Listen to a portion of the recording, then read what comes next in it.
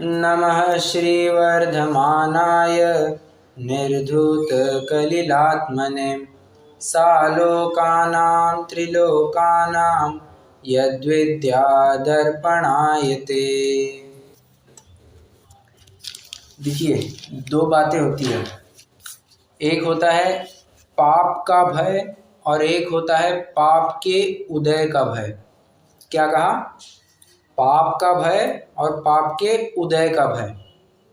प्रायः लोगों को पाप के उदय का भय तो रहता है। क्यों? प्रतिकूलता कौन चाहता है? प्रतिकूलता से तो सब डरते हैं, इसलिए पाप का भय, पाप के उदय का तो भय सभी को पाया जाता है। इन जनरल बात कर रहा हूं। परंतु कोई विरले जीव ही होते हैं जिनको पाप का भय लगता है।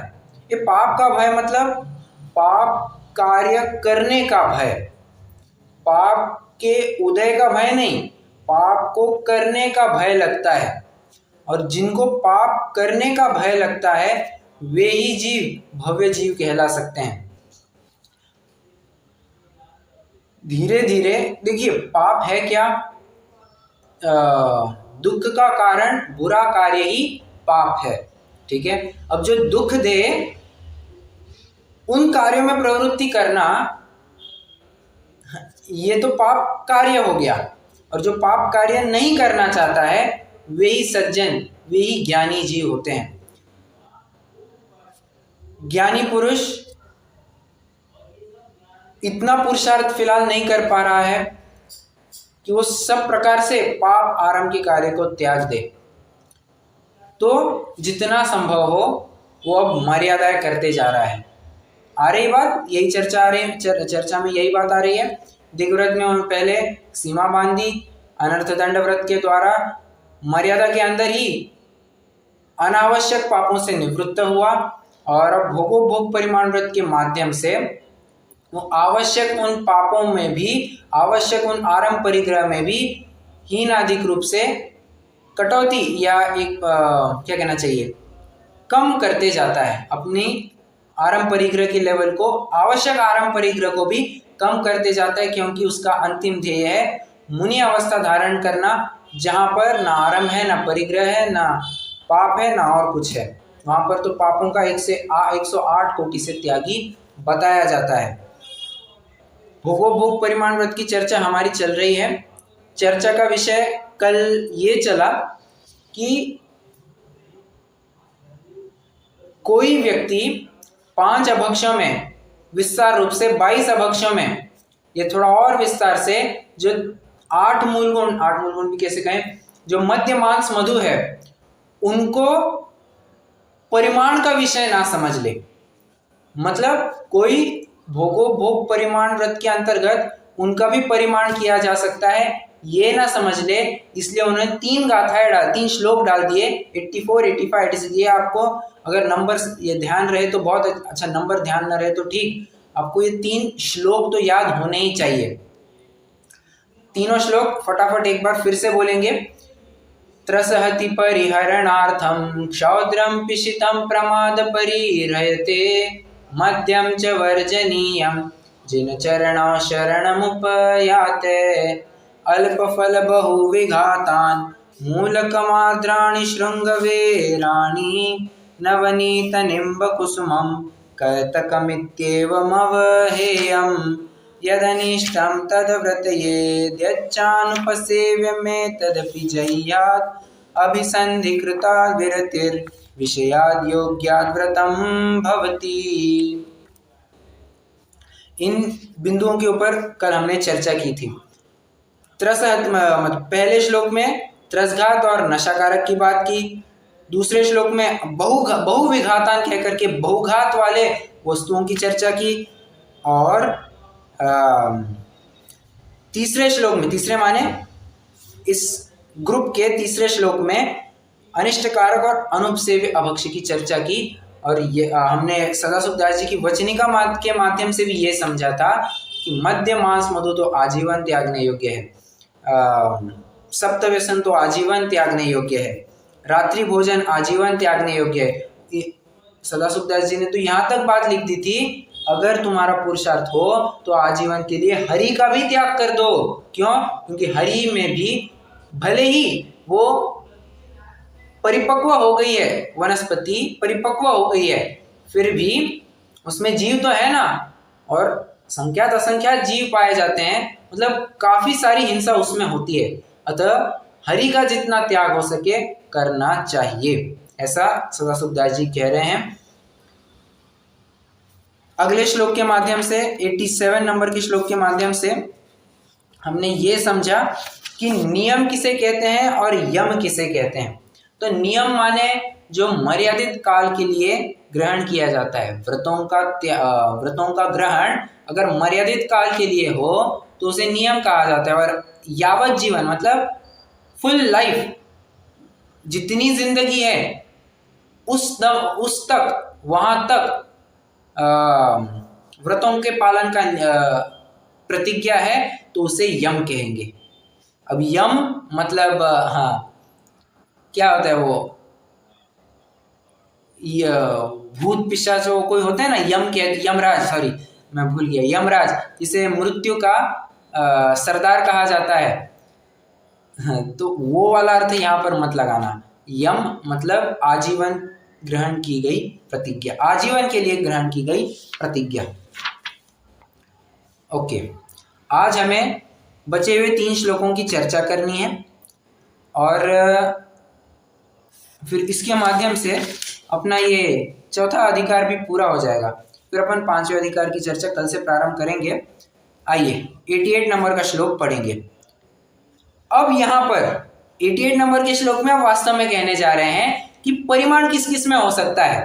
ओके, ऊपर के 3 श्लोकों में क्या कह गया है, जहां परिमाण की कोई गुंजाइश ही नहीं है, कोई संभावना ही नहीं है, वो तो तुम्हें आजीवन त्याग करने चाहिए।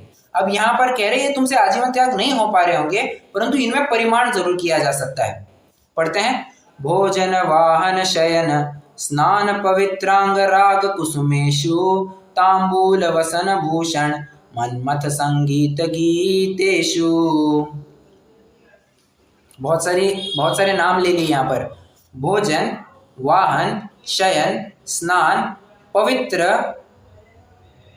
एक मिनट, पवित्रांग राग, कुसुम, काउंट करते जाना, 1 2 3 4 5 6, तांबूल 7, वसन 8, भूषण 9, मन्मथ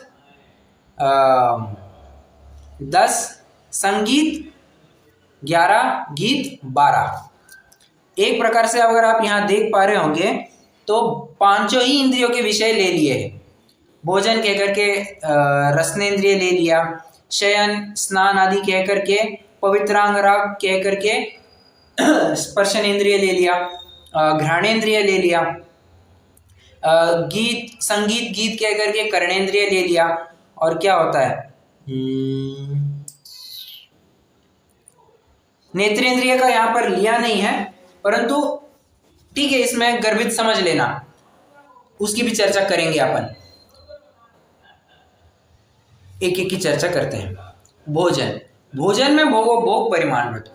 पहले मैं अपनी तरफ से कुछ बिंदु उठाऊंगा, फिर मैं हर एक पॉइंट के बाद आपसे भी कुछ पॉइंट्स सुनूंगा, तैयार रहिएगा। भोजन में क्या भोग परिमाण व्रत होगा।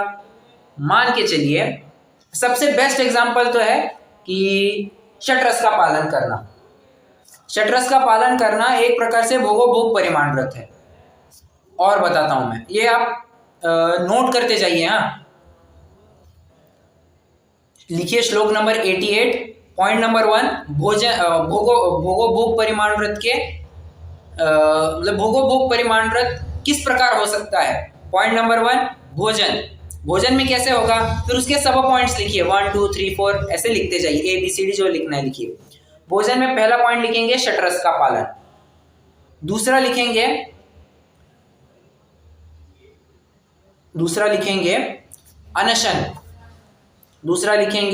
अनशन। आज मतलब ध्यान रखना, अनशन आगे हम पढ़ेंगे, और ये आप सभी को पता भी है कि पुरुषोत्त उपवास के दिन वो क्या करता है, उपवास करता है या नहीं करता है। प्रोषद उपवास, नाम में आ गया उपवास, तो उपवास करता है। मतलब प्रायः आप देख पा रहे होंगे वो अष्टमी चतुर्दशी या पर्व विशेष के दिन उपवास करता है। एक दिन अचानक ही उसको लगा चलो आज षष्ठी है, आज षष्ठी को अपन उपवास कर लेते हैं। उसकी जैसी मर्जी, आज 12 है या आज 13 है, आज अपन उपवास कर लेते हैं। तो अटपटे रूप से वो भोजन अनशन कर लेना, ये भी भोग परिमाण व्रत में आएगा। जब अनशन कहा है तो एकाशन भी आ जाएगा। अचानक किसी भी दिन विचार करना, मतलब सुबह का भोजन हो गया, शाम का भोजन अभी तक बना नहीं था, घर वालों को कह दिया कि देखो शाम के लिए मेरा भोजन मत बनाना, मेरा आज मन नहीं है या मैं आज शाम के लिए भोजन नहीं करूंगा। सिंपल। भोग परिमाण व्रत इस प्रकार भी हो सकता है, वो रोज 2 बार खाता था, आज अचानक उसको लगा, पर्व का दिन नहीं था, आज अचानक उसको लगा कि अपन आज चलो एकाशन कर लेते हैं। एकाशन किया, ये भोग परिमाण व्रत हो गया। देखिए भोग परिमाण व्रत के लिए कोई भगवान के सामने जाकर के प्रतिज्ञा लेना कि आज मैं ये नहीं करूंगा, ये ठीक है, एक प्रकार से भगवान की साक्षी बनी रहती है। परंतु जो श्रावक है, जिसके जीवन में भोग परिमाण व्रत इतना घुल मिल गया है, वो तो क्या वो बस विचारों के स्तर पर एक ख्याल लाएगा या वो ऐसा विचार करेगा कि आज मेरे अमुक चीज का त्याग है, या आज मैं अमुक चीज का इतना ही सेवन करूंगा, आज इसका उतना ही प्रयोग करूंगा। बस विचार के स्तर पर उसका लागू होगा, और विचार कर लिया दिन में वैसा फिर वो फॉलो कर लेगा। 2 पॉइंट हो गए, 3 पॉइंट हो गए।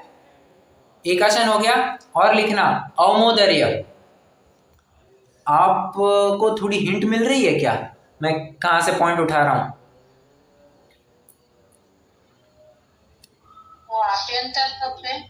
बहिरंग तप रे। हाँ हाँ, अभ्यंतर तो प्रायश्चित विनय वैया वृत्ति है, ठीक है, पर आपको हिंट बराबर मिल गई थी। बहिरंग तप अनशन, अवमोदर्य, वृत्ति परिसंख्यान, रस परित्याग, विविक्त शय्यासन, काय क्लेश, बाह्यम तपः, बराबर। तो अनशन की बात हो गई, एकाशन की बात हो गई, अब अवमोदर्य भी लिख लेना। अवमोदर्य मतलब भूख से कम खाना। रोज वो 4 रोटी खाता था, आज कहा नहीं आज मुझे सिर्फ 2 ही रोटी खानी है, हो गया। देखिए पुरुषार्थ वो नहीं है कि आज पूरे दिन भोजन नहीं किया, या पुरुषार्थ वो भी नहीं है कि पूरा 1 महीना भोजन नहीं किया। पुरुषार्थ तो वो है कि रोज 1 महीने हमारे सामने पंच पकवान रखे जा रहे थे, हमने भरपेट भोजन ना करते हुए आधे पेट भोजन करके भरी थाली से उठे हैं। भरी थाली मतलब कोई झूठा छोड़ दिया ऐसी बात नहीं कह रहा हूं, पंच पकवान सामने रखे थे फिर भी हम उठ गए। पुरुषार्थ तो ये होता है। कंटिन्यूटी में कोई उपवास कर ले तो आदत सी बन जाती है, तो फिर उसमें ज्यादा मेहनत नहीं लगती है। पुरुषार्थ उसमें होता है कि जो चीज पसंद आती है उससे स्वयं को रोके रखना, इच्छा का त्याग करना, पुरुषार्थ ये होता है। भोजन में ये बात हो गई। और बताता हूं मैं आपको, मान के चलिए आज कैसे उदाहरण दूं, अभी आम का सीजन चल रहा है तो आम का ही एग्जांपल दूंगा। आज अभी आम का सीजन है, आज के दिन बोल दिया आज आम नहीं खाएंगे, हो गया, भोग परिमाण व्रत हो गया। डिपेंड करेगा केस टू केस कैसे होगा। मान के चलिए लड्डू बनाए हैं घर पे, वर्तमान में लड्डू की कितनी मर्यादा है जी?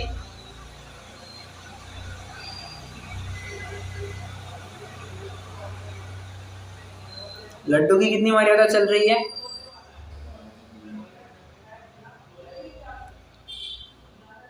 देखो एक्सपर्ट तो बैठे हैं तो धड़ाधड़ उत्तर दे रहे हैं, हमारी माता जी तो फटाफट उत्तर दे रही है।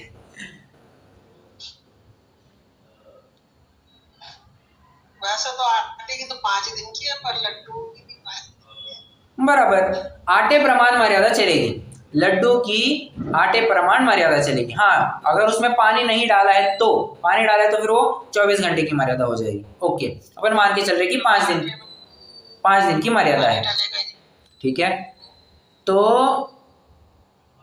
लड्डू बने हैं और उसको जो लड्डू पसंद है, मान के चलिए बूंदी के लड्डू बनाए हैं, अब बूंदी के लड्डू बहुत जनों को पसंद है, और मान के चलिए उस व्रती को भी अच्छे लगते हैं, ठीक है, उसकी लाइकिंग है वैसे कि उसको थोड़ा अच्छा लगता है बूंदी का लड्डू। बनाए अब बूंदी का लड्डू हालांकि ज़्यादा एक दिन के ऊपर नहीं चलेगा। कौन सा उदाहरण ले और चलिए आटे के लड्डू का उदाहरण लीजिए, ज़्यादा दिमाग नहीं लगाएंगे। आटे के लड्डू बनाए, उसको बहुत पसंद है, तो आटे के लड्डू उसने कहा आज नहीं खाएंगे, वो भोग परिमाण व्रत। आप चाहे उतने उदाहरण लगा सकते हैं। अब मैं आपसे सुनना चाहूंगा, मैंने तो मेरी तरफ से बोल दिया, आपको और कुछ सूझ रहा है क्या? तो वो अपन ऐड कर सकते हैं।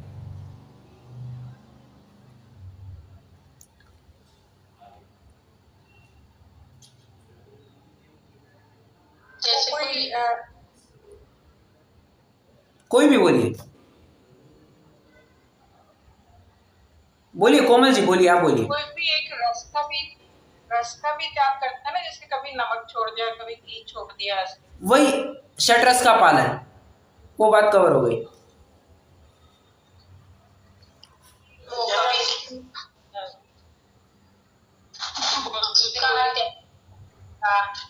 वेजिटेबल्स का त्याग करेगा कभी। एग्जैक्टली मतलब अष्टमी चतुर्दशी नहीं है, उस दिन भी हरि का त्याग करेगा। बहुत अच्छा, एक प्रकार से षटरस में आ जाएगा। परंतु आप जो पॉइंट्स कह रहे हैं ना, उसके ऊपर से मैं एक और पॉइंट लिखवा सकता हूं। मान के चलिए आज घी की रस्सी है, ओके, चलिए सॉरी तेल की रस्सी है आज, ध्यान से सुनना, आज तेल की रस्सी है। तो प्रायः क्या होता है, सब्जी का बघार घी में कभी कभी दे दिया जाता है, ओके। वो आज ऐसा विचार करेगा, आज ना तेल का प्रयोग करूंगा, आज ना घी का प्रयोग करूंगा, ऐसे भी वो ले सकता है। मतलब जो षटरस का आज दिन है, मान के जैसे हमारे उदाहरण में तेल का है, तो तेल के अलावा किसी और का भी त्याग करना, ये भी आ जाएगा। और मेरे ख्याल से आप सभी का लक्ष्य मतलब उद्देश्य यही कहना है।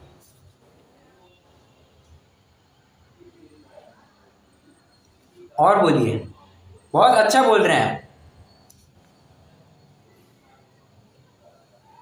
हाँ, ऐसे ही हर चीज का, जैसे 4 चीज बनी है तो 2 खाऊंगा, 2 का त्याग कर दिया, सब्जियां गिन कर रख ली। करेक्ट। अच्छा, अभी तक का अपन एग्जाम्पल क्या ले रहे थे, लड्डू बने, लड्डू नहीं खाऊंगा, ऐसा भी उदाहरण ले सकते हैं। मैं आज आधा लड्डू ही खाऊंगा, ऐसा भी ले सकता है।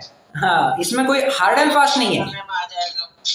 जिस जैसा उसका डेली शेड्यूल, एक मिनट मैं कंप्लीट करता हूँ। जैसा उसका डेली शेड्यूल चल रहा है ना, उससे थोड़ा हट करके कुछ करने की कोशिश करेगा। बोलिए। वो फरसाण वगैरह का भी कर सकता है ना क्या? क्या? वो फरसाण जैसे तला हुआ रहता है कुछ। हाँ, सब जगह नमकीन वगैरह सबका त्याग का मतलब परिमाण कर सकता है, राइट। अच्छा, फरसान वगैरह जो आप कह रहे हैं वो शुद्ध पद्धति से बनाया होगा तो चलेगा। और जो बेसन की सिवैया होती है, जो मोटी वाली सिवैया होती है, मूंगफली आदि होती है, वो सब मिला करके, लेकिन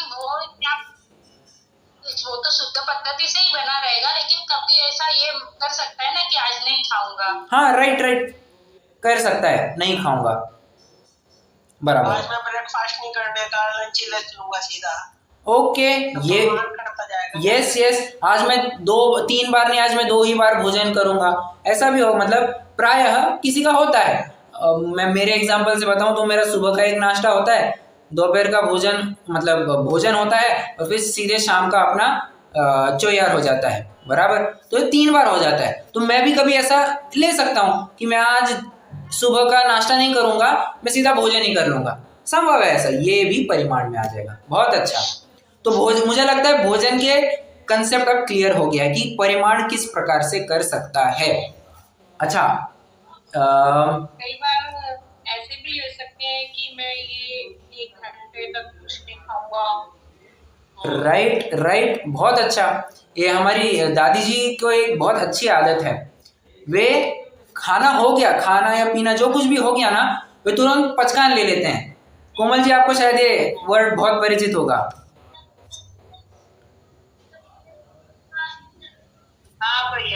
पचकान ले लेते हैं मतलब प्रत्याख्यान ले लेना, बाबा मेरा भी 1 घंटे का, 2 घंटे का, 3 घंटे का, जो कुछ भी है उतना मैं चारों आहार का त्याग। अरे इससे फायदा क्या होता है पता है? 3 घंटे के लिए आपका विकल्प नहीं दौड़ेगा, विकल्प नहीं दौड़ेगा तो उस संबंधी आपको पाप भी नहीं लगेगा। आप कहेंगे हम तो वैसे भी 3 घंटे भोजन होने के बाद 3-4 घंटे हमें वैसे भी विकल्प नहीं सता था, भले ही आपकी परिणमन रूप हिंसा या आरंभ नहीं हो रहा है, अविरमण रूप आरंभ पाप तो चल ही रहा है ना। अविरमण रूप मतलब क्या, आपने प्रतिज्ञा नहीं ली, उस रूप पाप तो आपको चल ही रहा है, तो ये भी इससे भी बच जाएंगे। मतलब बहुत अच्छा कंसेप्ट है ये। आवाज कट रही, सबको आ रही है? हाँ थोड़ी कट रही है आवाज। ओके, आवाज कट रही है। देने के टाइम पे वो पीरियड में वो खाना वाना बनाने का काम भी कर सकते हैं क्या? अच्छा रहेगा अगर ना करे। देखिए प्राय तो क्या होता है, ये पचकान जो लिया जाता है ना, ये कृत्य के स्तर पर लिया जाता है प्राय, जितना मैंने देखा है, क्योंकि हमारी दादी जी लेती हैं, वो तो पचकान ले लेती है तो खाना वगैरह तो बना देती हैं वे, मतलब कृत्य के स्तर पर ये होता है प्राय। हाँ, अगर इस स्तर का ले ले कि कृत कारित अनुमोदन मन वचन का कुछ नहीं करेंगे, तब तो फिर उस केस में भी वो खाना भी नहीं बनाएंगे, ना सब्जी लाने जाएंगे, ना किसी भी प्रकार से भोजन संबंधी कुछ भी विकल्प नहीं करेंगे।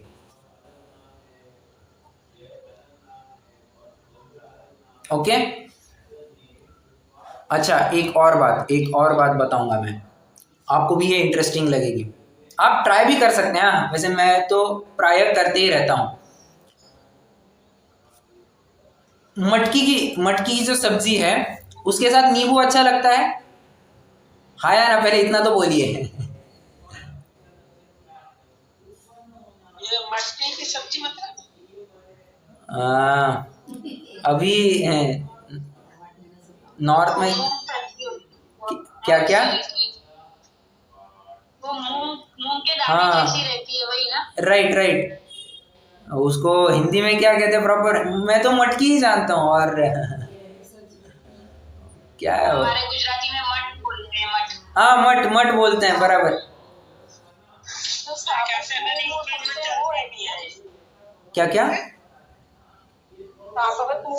क्या उसको बोलते हैं क्या? सॉरी, मूंग के दाने से छोटा दाना होता है, मूंग के दाने से छोटा दाना होता है और ब्राउन कलर का होता है।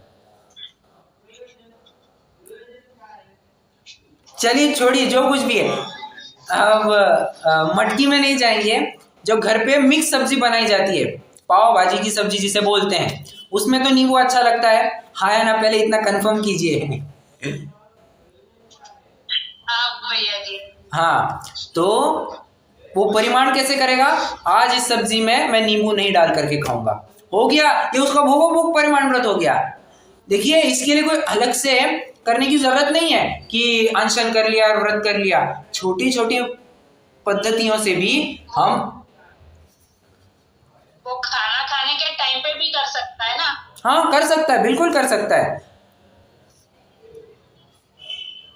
ऐसे ही जरूरी नहीं कि दिन के स्टार्टिंग में ही करना चाहिए, उसको जैसे विकल्प आया वो उस प्रकार से प्रवृत्ति कर सकता है, उसमें कोई मतलब बैरिकेड या कोई रुकावट नहीं है, ठीक है। अच्छा अब समझना, किसी को एक मिनट किसी को ऐसी आदत हो जाती है कि, अब मैंने आपको एग्जांपल क्या दिया, मिक्स सब्जी में नींबू बिना डाले खाया, ओके। अब किसी ने ऐसा कर लिया कि 2-3 महीने तक मिक्स सब्जी जो बनाई जाती थी उसमें नींबू डाला ही नहीं, ओके। अब अगली बार जो मिक्स सब्जी बनाएगा उसमें जानबूझ के वो नींबू डाल करके खाएगा। क्या ये भोग परिमाण व्रत है? यस, ये भी भोग परिमाण व्रत है। अल्टीमेटली प्रयोजन क्या है, उसको किसी भी विषय में आसक्ति या यूज टू नहीं होना चाहिए। क्यों? अल्टीमेटली उसको मुनि बनना है, और मुनि बनने के बाद उसको ऐसा नखरे थोड़ी नहीं चलेंगे कि ऐसा होगा तो ही खाऊंगा, ऐसा नहीं होगा तो नहीं खाऊंगा। जो सामने आएगा उसको वैसा खाना चाहिए, वैसा खाना पड़ेगा, बराबर। वहां पर तो अपनी संयम साधना बढ़े, ये शरीर को थोड़ी सी ऊर्जा मिले, थोड़ी सी शक्ति मिले, ताकि मेरे संयम में बाधक ना हो। प्रयोजन तो इतना ही होता है। फिर आप मिक्स सब्जी में नींबू डाल करके करो या बिना डाल करके करो। हाँ, अगर किसी पर्टिकुलर विषय की आसक्ति बहुत बढ़ गई है तो आसक्ति कैसे टूट सकती है, फिर उस प्रवाह से विरुद्ध काम करेगा। और एग्जाम्पल देता हूं, किसी को आदत होती है कि गरम गरम रोटी ही खाएंगे, उसने एक दिन विचार किया कि नहीं, आज रोटी बन गई, आधा घंटा रुको, थोड़ी ठंडी होने दो, फिर खाएंगे। ये भी भोग परिमाण व्रत है। जैसी उसकी आसक्ति होती है, आसक्ति को कम करना प्रयोजन होता है। ठीक है, ये बात समझनी चाहिए।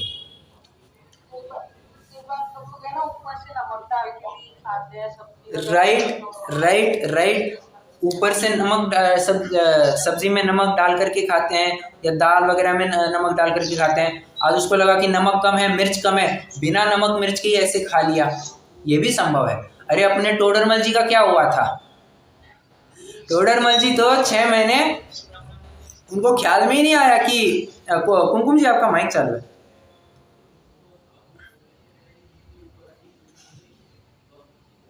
6 महीने तो उनको ख्याल में ही नहीं आया कि सब्जी में नमक नहीं डाला हुआ है। वैसे देखा जाए तो भोग परिमाण व्रत ये बुद्धिपूर्वक लिया जाता है, परंतु एक प्रकार से ये भी हम कह सकते हैं कि बाबा सुध ही नहीं रही उनको। ठीक है, चलिए भोजन की चर्चा हो गई है, अब अपन थोड़ा वाहन के ऊपर आते हैं। अब वाहन कहाँ है तो 2 व्हीलर, 4 व्हीलर, बैलगाड़ी, हाथी गाड़ी, जो कुछ भी हो, हाथी की सवारी, टांगा, जो ट्रेन, एरोप्लेन, बस, साइकिल, जो कुछ भी जिसके माध्यम से आप ट्रांसपोर्ट करते हैं, टेम्पो, ट्रक, बस, जो कुछ भी है सब ले लेना। ठीक है, तो कह रहे हैं इसमें भी परिमाण करना। जैसे एग्जाम्पल लेते हैं, वो सुबह में साइकिलिंग करने जाता था, और जब भी अपने काम के लिए जाता था, दुकान पे जाता था या ऑफिस जहाँ पे भी जाता था, वो नौकरी के लिए जाता था, तो वहाँ पर वो 2 व्हीलर लेके जाता था। आज उसने विचार किया चलो यार, वैसे भी अपना 4 किलोमीटर की रास्ते पे अपनी दुकान है, या क्या कहना चाहिए अपना ऑफिस है, आज अपन एक काम करें, आज गाड़ी का प्रयोग करेंगे नहीं, आज अपन सिर्फ साइकिल का प्रयोग करेंगे। तो साइकिल लेकर के वो चला गया। परिमाण करना, धीरे धीरे परिमाण करने की बात है। जिस प्रकार से अब उसको बहुत लग रहा होगा कि कंफर्ट मिलता है 2 व्हीलर में, ये वो फलाना ढिमका, वो जबरदस्ती अपने कंफर्ट जोन से बाहर आने की कोशिश करेगा। वो यही विचार करेगा कि आज तो साइकिल से ही जाएंगे। उसको लगता है ना कि जो अच्छा लगता है वो डेफिनेटली उसके विपरीत करना चाहेगा। क्यों? शरीर के प्रति की आसक्ति घटानी है। वाहन के बारे में और क्या हो सकता है? ऐसा भी हो सकता है, देखिए मैं बोलता हूं आपको, मान के चलिए वो उसका ऑफिस 10 किलोमीटर की दूरी पे है। ठीक है, ऑफिस 10 किलोमीटर की दूरी पे। उसने विचार किया मैं आज 8 किलोमीटर ही 2 व्हीलर पे जाऊंगा, बाकी के 2 किलोमीटर पैदल कवर कर लूंगा। ये भी भोग परिमाण व्रत है। आज दिन में मैं सिर्फ सुबह के टाइम पे 2 व्हीलर प्रयोग करूंगा, शाम के टाइम पे 2 व्हीलर प्रयोग नहीं करूंगा। जिस प्रकार से वो परिमाण कर सकता है, परिमाण करेगा। वाहन में कुछ आपको पॉइंट्स ऐड करने हैं? मैं इतने वाहन में बैठूंगा। क्या क्या? जैसे होता है ना किसी को कि भाई आज मैं बस में ही बैठूंगा या आज मैं गाड़ी में बैठूंगा। राइट, वैस करेक्ट। मैं भी गिनती कर लेना ना। यस, बराबर। अच्छा, वाहन में भी समझना। मान के चलिए वो 4 व्हीलर में जाता था। 4 व्हीलर में जाता था मतलब ऐसे होता था कि अच्छा चलिए वो उदाहरण भी वैसे ठीक नहीं बैठेगा, या बस में एग्जाम्पल ज़्यादा फिट बैठेगा। बस में या ट्रेन में, बस में कैसे होगा? बस में ज़्यादा अच्छे से बैठेगा। बस में कैसे होगा? एक सीट पे बैठ लिया सो बैठ लिया। अब वो ये विचार करेगा कि जब तक मेरा स्टेशन नहीं आता है, जब तक मेरा स्टॉप नहीं आता, तब तक मैं इसी सीट पर बैठे रहूँगा। हालांकि वो इतना तो ज़रूर विचार करेगा कि अगर कोई एडजस्ट वगैरह करना पड़े, किसी वृद्ध व्यक्ति वगैरह आए तो उनके लिए तो अपन को उठना पड़ सकता है। तो ये सब विचार करके वो इस प्रकार का परिमाण करेगा कि मैं आज एक ही सीट पे बैठूंगा। ऐसा भी ले सकता है।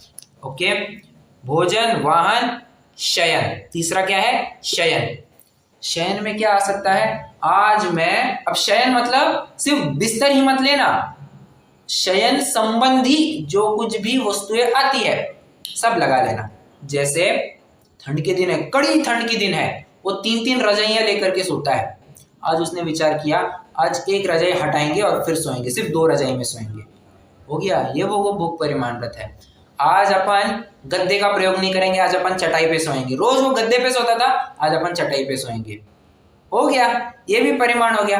अच्छा, उसको रोज चटाई पर सोने की आदत हो गई थी, आज वो विचार करेगा आज के एक दिन के लिए आज अपन गद्दे पे सो लेंगे। वो 1-1.5 2 साल हो गए कि वो चटाई पे ही सो रहा है, अब उसको गद्दे पे सोने की आदत नहीं रही, आज वो सो करके देखेगा। और आपको ये बात पता होगी कि जब भी हम हमारे चटाई बदलते हैं या सोने का स्थान बदलते हैं या ऐसे स्थान पर जाते हैं, कोई नया स्थान हो वहां पर जाके सोने की कोशिश करते हैं ना, तो नींद नहीं आती है। कितने जनों ने ये नोटिस किया है? मैंने तो नोटिस किया है अच्छे से। होता है, कोई नई जगह आए या गद्दा वगैरह बदल जा रहे, इनफैक्ट जो रजाई लेते हैं या चादर लेते हैं ना, ओढ़ते हैं, वो भी बदल जाए ना तो नींद नहीं आती है। होता है ऐसा, तो जबरदस्ती से उनको बदलने की कोशिश करेगा। ठीक है। अच्छा, शयन में भी समझना, आज मैं 3 ही करवट लूंगा। होता होगा कि उसको करवट लेने की कोई मजबूरी होगी जिसकी वजह से उसको करवट लेनी पड़ती होगी, तो उसको 3 4 5 6 बार जितनी कुछ करवट लेते होगा, आज वो विचार बुद्धिपूर्वक विचार करेगा, मैं आज सोते वक्त 2 ही करवट लूंगा या 3 ही करवट लूंगा या 4 ही करवट लूंगा बस, या करवट नहीं भी लूंगा। जिस स्थिति में मैं सो रहा हूं उसी स्थिति में फिर से उठूंगा, उसी स्थिति में बने रहूंगा। ये भी शयन का एक भोग परिमाण। देखिए, करवटें बदलना, इससे होता क्या है, करवटें तभी बदली जाती है जब अच्छे से नींद नहीं आ रही है, और अच्छे से नींद आने के लिए करवट बार बार बदलता है व्यक्ति। एक ही स्थिति में सोने से होता क्या है, कई बार बॉडी अकड़ सी जाती है, थोड़ी सी स्टिफनेस आ जाती है, you may call that stiffness as well. तो स्टिफनेस की वजह से ना नींद में भी और खराबी आने लगती है। हाँ, वो विचार करेगा मुझे तो अपने शरीर के ऊपर नियंत्रण पाना है, नियंत्रण पाना इन द सेंस अपने शरीर के प्रति की आसक्ति घटानी है। तो शयन में भी वो करवट नहीं बदलेगा। जिस प्रकार मुनिराज, आपको बताया था ना, मुनिराज कैसे सोते हैं, एक ही आसन में सोते हैं। ओ कछु शयन एकासन करन, एकासन करन मतलब क्या, एक ही आसन में सोते हैं। और अगर उनको करवट बदलनी भी हो ना या मुद्रा बदलनी भी हो, तो वे दिन ढलने से पहले अपने आचार्य से परमिशन लेते हैं, आज्ञा लेते हैं कि प्रभु भगवान, मैं आज मुझे थोड़ी सी ऐसी दिक्कत महसूस हो रही है, कदाचित मुझे करवट बदलने की आवश्यकता पड़ सकती है, अतः मुझे अनुमति दे कि मैं करवट बदल लूँ, 1 2 3 जितनी वो बदलनी है, उस प्रकार से वो परिमाण करेगा। देखिए, धीरे धीरे आप देख रहे होंगे मुनि बनने की, मुनि समान कार्य इस श्रावक में भी अब पाए जा रहे हैं। शयन में किसी को कुछ और ऐड करना है?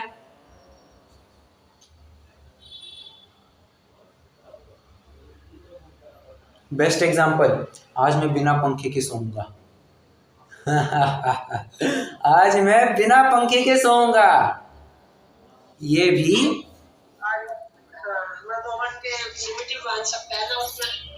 जैसे भी करेक्ट। एसी तो लगाता ही नहीं होगा भैया जी, एसी तो लगाता,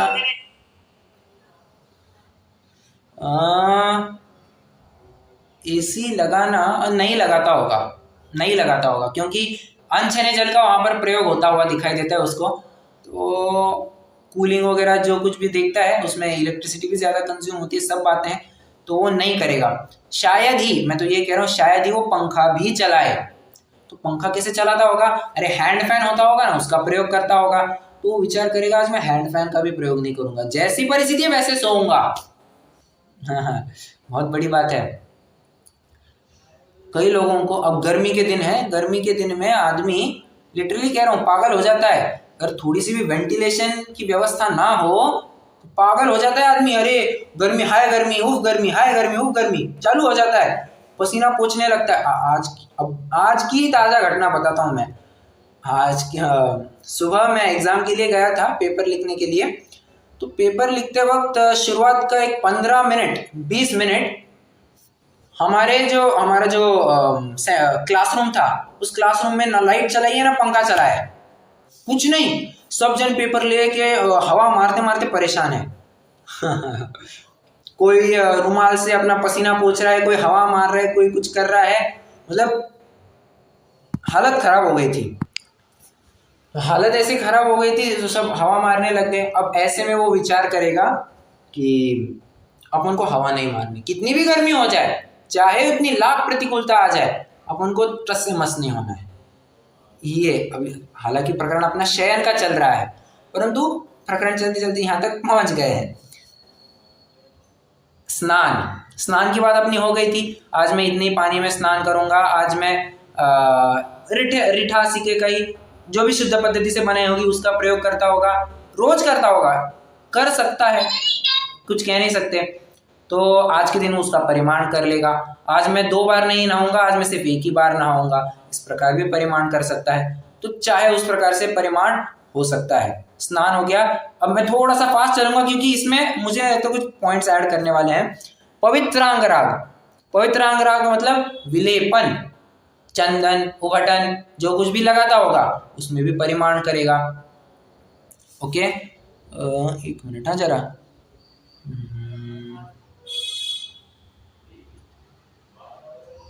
हाँ, चंदन, कपूर, ये जो भी विलेपन करेगा उसका उसमें भी परिमाण करेगा। कुसुम, फूल। फूल मतलब क्या समझना, बहुत बड़ी बात है। फूल मतलब क्या? उसको मतलब फूल होता है ना? क्या? कुसुम मतलब फूल होता है, राइट। और यहाँ पर फूल, फ्लावर ऐसा ही अर्थ करना है। टीका में भी यही अर्थ दिया है। टीका मतलब सदाशिवदास जी की जो वचनिक है वहां पर भी यही अर्थ है। फूल तथा फूलों की माला, आभरण आदि धारण करने का भी नियम करना। अब ये फूल तथा फूलों की माला, इसमें क्या होगा? अरे ये स्त्रियों की अपेक्षा आप लगा सकते हैं ना। महिलाएं क्या करती है, कभी कभी गजरा वगैरह लगा देती है, बालों को थोड़े से फूल वगैरह लगा देती है। होता है, नहीं देखा है? नहीं देखा? मैंने तो बहुत देखा है। महाराष्ट्र में तो बहुत चलता है ऐसा कि कोई गजरा वगैरह फूल वगैरह लगा करके आ जाते हैं महिलाएं, तो उसमें भी परिमाण करेंगे। ओके, तांबुल। तांबुल, तांबुल मतलब क्या होता है? तांबुल मतलब पान होता है, पत्ता। अब आप पूछेंगे तांबुल मतलब पत्ता होता है, पत्ता सब्जी का तो ये श्रावक आजीवन त्यागी होता है, पत्ता सब्जी का सेवन मतलब पत्ते का सेवन कैसे करेगा? क्या उत्तर है आपके पास?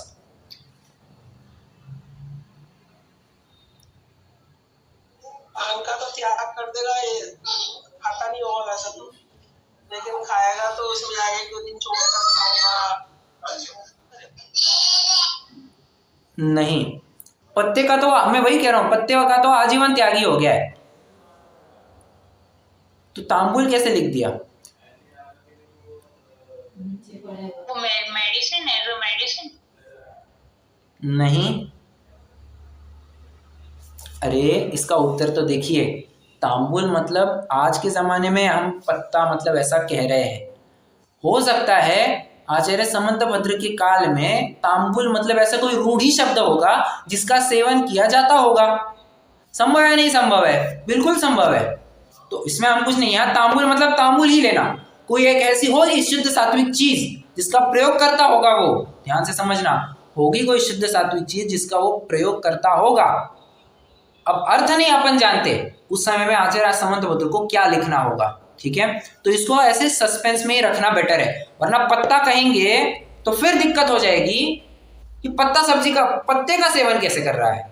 ओके, तांबुल वसन, कपड़ों में परिमाण करेगा। मैंने आपको बताया था ना, आज मैं 2 जोड़ी कपड़े पहनूंगा, 1 जोड़ी कपड़े पहनूंगा, 3 जोड़ी कपड़े पहनूंगा, जो कुछ भी है उतना ही पहनूंगा। मैं सुबह जो पहनता था ऑफिस के लिए जो पहनता था और रात में जो पहनता था वो 3 अलग अलग नहीं रखूंगा। मैं सिर्फ ऑफिस में जाने वाला और रात में पहनने वाला इतना ही प्रयोग करूंगा। ये वसन में हो गया। अच्छा, भोगो भोग परिमाण व्रत में समझना, मैं वसन मतलब मैं इतने ही कपड़ों का संग्रह रखूंगा, ये तो परिग्रह परिमाण व्रत में आ ही जाएगा, भोगो भोग परिमाण व्रत में भी आ जाएगा। इतने ही कपड़ों का संग्रह, लिमिट खत्म। ओके। भूषण, भूषण मतलब आभूषण, मान के चलिए वो चेन, माला, क्या कहते हैं, ब्रेसलेट, अंगूठी, मुकुट, और क्या क्या होता है स्त्रियों की अपेक्षा लगाना हो तो चूड़ियाँ, पायल, क्या होते हैं वो, और मंगलसूत्र, माला, वो एक होता है ना कि हाथ को दंड के स्थान पर भी लगाया जाता है, हाँ, बाजूबंद, बाजूबंद, राइट, बाजूबंद का प्रयोग नहीं करूंगी। इस प्रकार से उसका परिमाण होगा। मनमथ, मनमथ मतलब क्या होता है, मन को मथने वाला, मतलब काम सेवन, विषय सेवन, स्त्री सेवन, ठीक है। तो उसमें क्या करेगा, काम सेवन का भी नियम करना चाहिए।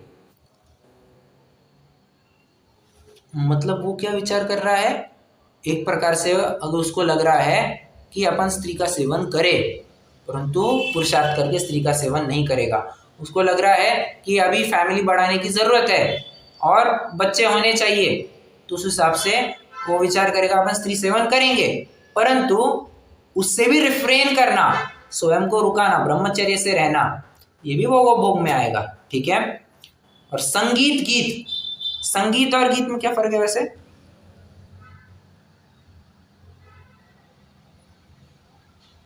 कहाँ गया? संगीत और गीत में क्या फर्क है? संगीत जैसा ढोलक मतलब वाद्यों के साथ। हाँ, राइट राइट राइट, संगीत मतलब ये वाद्य का, करेक्ट, और गीत मतलब जो गाया जाता है, राइट। तो इसमें भी परिमाण करेगा। अब आप पूछेंगे समय दृष्टि गाने सुनता है? देखो क्लासिकल कुछ सुनता होगा, ये अश्लील गाने तो नहीं सुनेगा, बिल्कुल भी नहीं। ओके। तो इस प्रकार से परिमाण की सीमाएं वो बांधता है, किस किस तरह से अपने विषय भोगों को कम करने की कोशिश करेगा। अल्टीमेट इंटेंशन क्या है? शरीर के प्रति की आसक्ति घटाना। फिर वो परिमाण करके करे या ना करके करे, परंतु प्रयास तो वो करेगा कि परिमाण कर करके करे। ओके। अब 88 नंबर का भी श्लोक हो गया, 89 और 90 फटाफट कर लेते हैं, फिर अपना आज पूरा हो जाएगा। हाँ, कोई क्वेश्चन है? संगीत का शायद ये होगा कि नीचे लिखा है नृत्य देखने का भी नियम करना चाहिए, ये आएगा क्या संगीत में? नहीं नहीं नहीं, ये नृत्य करने का, ये तो इन्होंने अपने तरफ से अर्थ डाला है, ठीक है, अपनी तरफ से, वरना रहता तो नृत्य ऐसा कुछ लिख देते थे। चलिए 89 नंबर का श्लोक पढ़ेंगे। अद्य दिवा रजनी वा पक्षो मासस्ततर्थुरयनं वा इति काल परिचित्या प्रत्याख्यानं भवे नियमा। यहाँ पर कह रहे कितने काल के लिए मर्यादा ले सकते हो, तो कहते हैं अद्य दिवा रजनी, मतलब दिवा मतलब दिन, रजनी मतलब रात, पक्ष मतलब 15 दिन, मास मतलब महीना, संधि विच्छेद करना, अयनम, मासस ततर्थु रयनम, रयनम नहीं, वो अयनम है, संधि विच्छेद अयनम होगी। अयन मतलब क्या? अयन मतलब क्या? नहीं, क्या? 6 महीने। करेक्ट, एग्जाम्पल दीजिए। अयन मतलब 6 महीने होते हैं।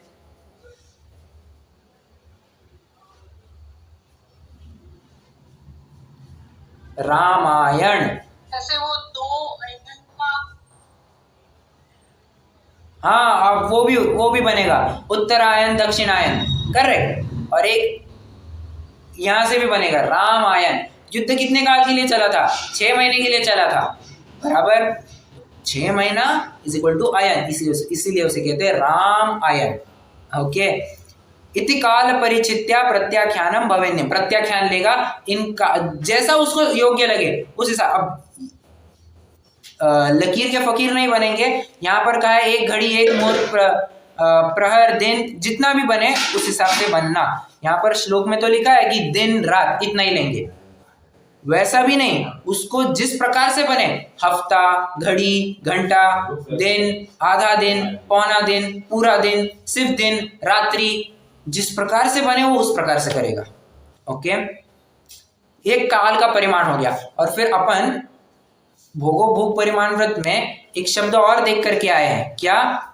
संख्या, परिसंख्यानम, अक्षार्थानां परिसंख्यानम भोगोपभोग परिमाणम परिसंख्यानम, मतलब क्वांटिटी वाइज भी लिमिट लगाएगा, टाइम वाइज भी लिमिट लगाएगा, और समझना क्षेत्र वाइज भी वो फिर लिमिट लगा सकता है। ओके, वैसे क्षेत्र वाइज तो वो लिमिट लगा चुका है। कैसे? दिग्व्रत के माध्यम से, और कल से जो अपनी चर्चा चालू होगी देश व्रत के माध्यम से, वो क्षेत्र की अपेक्षा भोगोपभोग परिमाण कर लेता है। ओके, चलिए 89 हो गया। 90 भोगोपभोग परिमाण व्रत के अतिचार। विषय विषतोनुपेक्षा नुस्मृति रति लौल्यमति तृषानुभवो भोगोपभोग परिमा व्यतिक्रमा पंच कथ्यन्ते। कह रहे हैं अनुप्रेक्षा, अनुप्रेक्षा मतलब तो भावना होती है, तो कह रहे हाँ, मतलब भोगे हुए भोगों को याद करना, या नहीं, सॉरी, एक्सट्रीमली सॉरी, अनुप्रेक्षा मतलब यहां पर राग, परिमाण का राग नहीं घटना। उसको लग रहा है कि अपन एक दिन के लिए कर लेते हैं, अरे 2 दिन के लिए उसने उपवास करना चाहिए, या 2 दिन के लिए रस परित्याग करना चाहिए, एक दिन के लिए काफी हो रहा है, ये अतिचार हो गया, स्वयं की शक्ति को छिपाना। ओके, अनुस्मृति भोगे हुए भोगों को याद करना। अतिलौल्य मतलब वर्तमान संबंधी विषय को भोगता है, उसको अतिकृतता पूर्वक भोगता है। और अति तृष्णा मतलब भविष्य के संबंधी जो भोग है उनके प्रति विशेष वासना बने रहना, यह अति तृष्णा में आएगा। और अनुभव मतलब जिस काल में विषय नहीं भोग रहा है फिर भी ऐसा समझना कि मैं उसे भोग रहा हूं। मतलब होता है ना, रात्रि का समय है, रात्रि के समय में किसी ने गुलाब जामुन बनाया और बहुत उसकी खुशबू आ रही है, तो खुशबू सूंघ करके किसी का मन मटकने लग गया, अरे क्या गंध आ रही है, क्या जबरदस्त है, खा लेता मैं, आहा हा गुलाब जामुन, स्वर्ग स्वर्ग स्वर्ग। अरे हो गया, अनुभव नाम का भोग नहीं रहा है, परंतु वो अनुभव, वो इमेजिन कर रहा है कि मैं उस विषय को भोग रहा हूं, यह अनुभव में चला जाएगा। फिर ये 5 इंद्रिय संबंधी लगा देना, स्पर्शन, रसना, घ्राण, चक्षु, कर्ण। मन संबंधी भी लगा सकते हैं फिर, परंतु मन संबंधी ऐसा कुछ लगेगा नहीं। ओके, ये तो अपन ने रत्नाकर शावकाचार्य की अपेक्षा देख ली। अब फटाफट आइए तत्वार सूत्र में, 5 ही मिनट लगेंगे तो अपना चतुर्थ अधिकार भी पूरा हो जाएगा। आइए तत्वार सूत्र अध्याय नंबर 7 श्लोक नंबर कहाँ गया,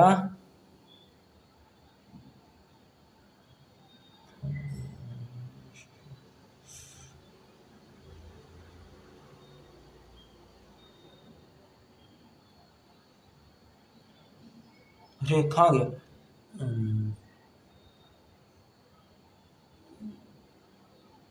एक मिनट, हाँ जरा,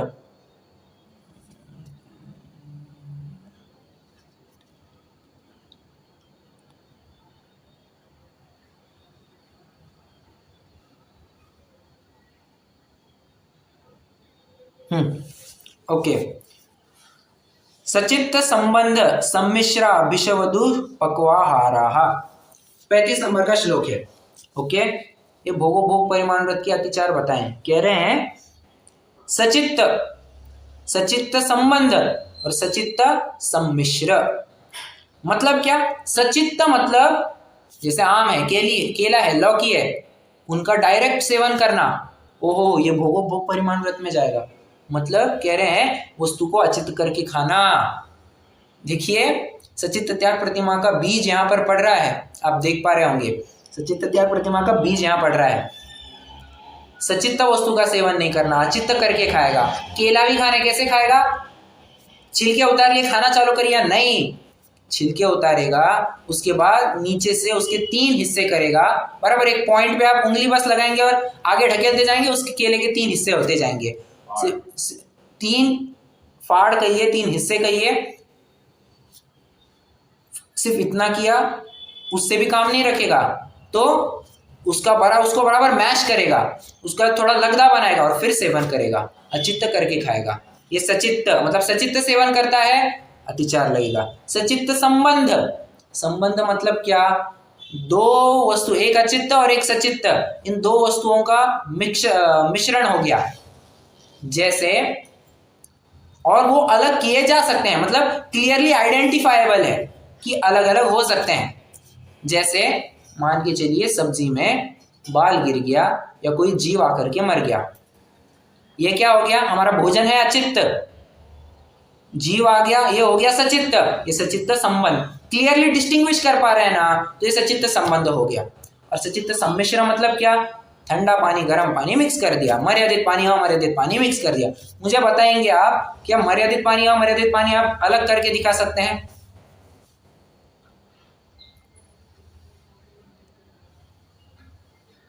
संभव है क्या?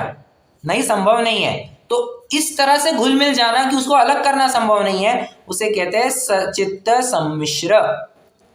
अभिशव, अभिशव मतलब होता है गरिष्ठ भोजन करना, और दुष्पक्वाहार मतलब या तो कम पकाना या तो ज्यादा पकाना। कई बार क्या होता है, कोई वस्तु थोड़ी कच्ची कच्ची अच्छी लगती है, कई बार होता है ना कि सब्जी को ना थोड़ा सा क्रिस्पी रखना, और क्रिस्पी रखने के चक्कर में तुम उसको कम पका रहे हो, मतलब पूरी तरह से अचित्त नहीं कर रहे हो, मतलब तुम स्वाद के पीछे जा रहे हो। और अभी अभी पढ़ के आए कि स्वाद के पीछे नहीं करना है, स्वादु नहीं साधु बनना है। इसलिए थोड़ा कच्चा भी नहीं रखेगा। तो ज्यादा पकाए तो नहीं, ज्यादा पकाएंगे तो क्या होगा, सारे प्रोटीन विटामिन थे वो खत्म हो जाएंगे, और अग्नि का एक जीवों का आदि का घात होगा। उसका क्या, तुम सो रहे थे क्या, आचार्य देव कह रहे हैं तुम क्या सो रहे थे इतने टाइम के लिए? नहीं, वो सब्जी थोड़ी सी ज्यादा उबल गई। अरे ऐसे कैसे ज्यादा उबल गई? हाँ, पानी ज्यादा उबल गया, ऐसे कैसे ज्यादा उबल गया, तुम सो रहे थे क्या? आचार्य देव ये कहते हैं। इसका भी बराबर से ध्यान रखना चाहिए। ये हो गया भोगो भोग परिमाण व्रत के अतिचार। ओके, अब इस संबंध में किसी को कोई प्रश्न हो तो जरूर पूछ सकते हैं, नहीं तो अभी अपन जिनवाणी स्तुति करेंगे और कल से शिक्षा व्रत प्रारंभ करेंगे। चौथा अधिकार गुणव्रत अधिकार पूर्ण हो चुका है, और अपन ने काफी अच्छा टाइम लगाया इसमें। कितना, कम से कम मुझे लगता है 10-12 दिन लगाए हैं इसमें। भोगो भोग परिमाण व्रत में 3 दिन लगे हैं, अनर्थ दंड में 6 दिन लगे हैं, और दिग्व्रत में भी मेरे ख्याल से 2 या 3 दिन लगे हैं, 12 दिन लगे हैं, 11-12 दिन लगे हैं इसमें। तो अच्छा खासा टाइम दिया है हमने गुणव्रत के लिए भी। शिक्षा व्रत को भी उतना टाइम, अच्छा खासा टाइम लगेगा इसको भी, तो इसको कम से कम 15 दिन लगेंगे। देखते हैं, रुकेंगे। जिनवाणी स्तुति।